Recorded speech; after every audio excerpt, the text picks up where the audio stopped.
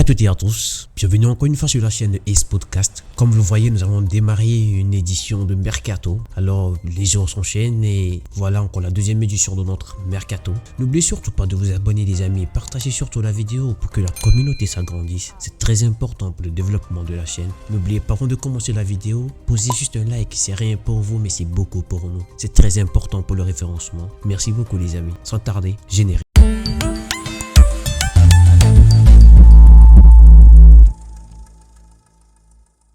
Alors, nous commençons ce mercato du côté du Paris Saint-Germain. Le Paris Saint-Germain qui ne perd pas de temps dans la préparation de son mercato estival. Alors que la saison approche, le club de la capitale s'active en coulisses pour renforcer son effectif. Alors, le PSG aurait également activé une piste prometteuse. Il aurait payé la clause libératoire de 60 millions d'euros pour s'offrir les services de Manuel Urgut, le milieu défensif talentueux du Sporting Lisbonne. Le PSG avance dans son projet de renforcer sa défense en vue de la saison prochaine. Après avoir conclu l'arrivée de Milan Skriniar, le club parisien semble proche de convaincre un autre défenseur de renom de rejoindre ses rangs. Selon Foot Mercato, Lucas Hernandez du Bayern de Munich aurait gelé sa prolongation de contrat avec le club bavarois afin de signer du côté du Paris Saint-Germain. Deuxième meilleur pourvoyeur de passes décisives du championnat, Jonathan Klaus a confirmé qu'il resterait à Marseille pour la prochaine Mercato, à moins que quelque chose d'extraordinaire ne se produise. Le joueur polyvalent qui a rejoint le club en provenance de Lens l'été dernier avait déjà été lié à un transfert vers l'Atlético Madrid.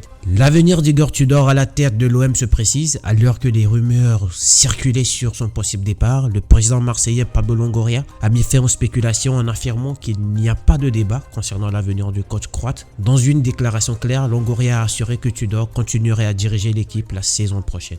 Qatar Sport Investment, QSI, les propriétaires du Paris Saint-Germain, sont bien décidés d'étendre leur empire dans le monde du football. Après avoir conquis une participation minoritaire dans Braga il y a quelques mois, QSI est aujourd'hui sur le point d'acquérir des parts de la Sampdoria qui fait face à d'importantes difficultés financières selon les informations de l'équipe. Selon Fabrizio Romano, le journaliste de renom a révélé la nouvelle sur Twitter indiquant que les discussions entre Leipzig et Dani Olmo devraient reprendre dans les prochains jours. Le club allemand est déterminé à trouver un accord avec l'Espagnol de 23 ans et cherche activement à obtenir une prolongation de contrat actuel qui se termine en 2024. Malgré une saison où il a connu de nombreuses blessures, le milieu de terrain Renato Sanchez garde une bonne cote sur le marché des transferts. Sous contrat jusqu'en juin 2027, le joueur de 25 ans pourrait quitter le Paris Saint-Germain lors du prochain mercato d'été. Selon les informations relayées par TMW, le natif de Lisbonne intéresserait fortement Galatasaray. Le club turc qui a recruté l'an passé Mauro Icardi sous forme de prêt veut faire la même chose avec l'international